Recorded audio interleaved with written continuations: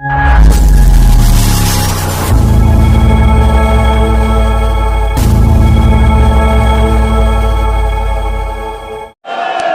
उमेश भाई बाबूभाई पटेल,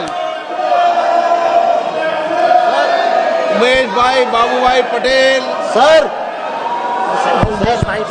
सवाल नंबर 13। माननीय मंत्री जी, गया है।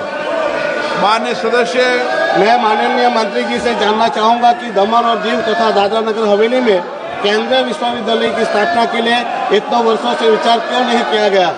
वर्तमान में दमन और दीव में छात्रों को जो उच्च शिक्षा की डिग्रियां दी जाती है वो अन्य राज्यों में स्थित विश्वविद्यालय की एप्लीकेशन में रखती है।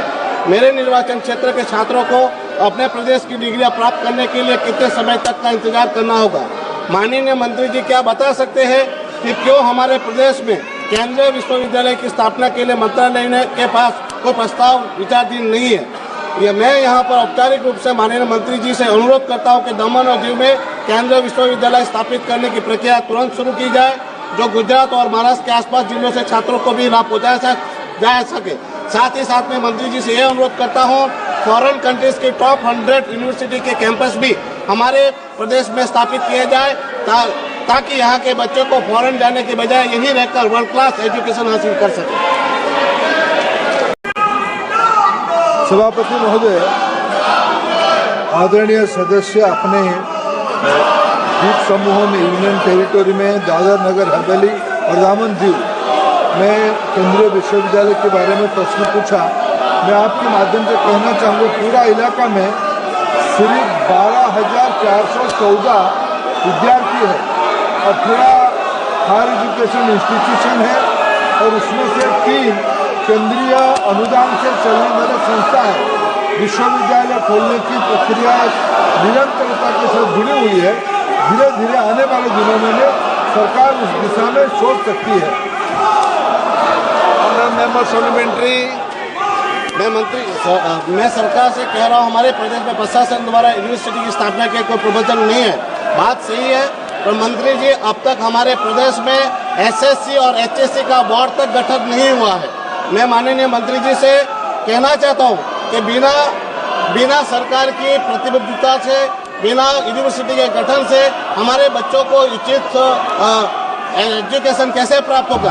क्या हमारे प्रदेश के बच्चों को भारत के अन्य राज्यों के बच्चों की तरह आधुनिक एवं अच्छी सुविधा के साथ शिक्षा लेने का अधिकार नहीं है। क्या बिना बेसिक शिक्षा इंफ्रास्ट्रक्चर के हमारे प्रदेश के बच्चे अन्य राज्यों के बच्चे के साथ हेल्थी कंपटीशन कर सकेंगे। तो मैं अनुरोध करता हूं कि हमारे प्रदेश में हमारी जनसंख्या को ध्यान में लेते हुए हमारे प्रदेश में एक केंद्रीय विश्वविद्यालय स्थापित किया जाए। धन्यवाद महोदय। स्पीकर साहब, मैं पिछले दिनों में दादर नगर हवेली और दामन दीव इलाका में दौरे में गया था। मैं आपके माध्यम से इस सदन को सूचित करना चाहूँगा। मैं वहाँ की स्कूली शिक्षा को देखा। इन दिनों में जो नए पॉलिटेक्निक, इंजीनियरिंग कॉलेज और मेडिकल कॉलेज हुए हैं, इनको देखा। वहाँ के प्रशासक आदरणीय प्रफुल्ल पटेल जी के नेतृत्व में वहाँ अच्छे मान की शिक्षा अनुष्ठान में भी बनना शुरू हो गया है। दादर नगर हवेली और दामन दीव की विद्यार्थियों को सर्वभारतीय स्तर पर हम शिक्षा देने के लिए कटिबद्ध है। वहाँ की यूनियन टेरिटोरी की नेतृत्व और भारत सरकार दोनों मिलकर, मैं तो उल्टा कहूँ, मैं आने के बाद देश के अनेक इलाके की शिक्षा प्रशासकों को दामन दीव वहाँ के शिक्षा देखने के लिए भेजा है। वहाँ अच्छा शिक्षा प्रणाली चल रही है। Question number 14 Shri Dnyaneshwar Patil.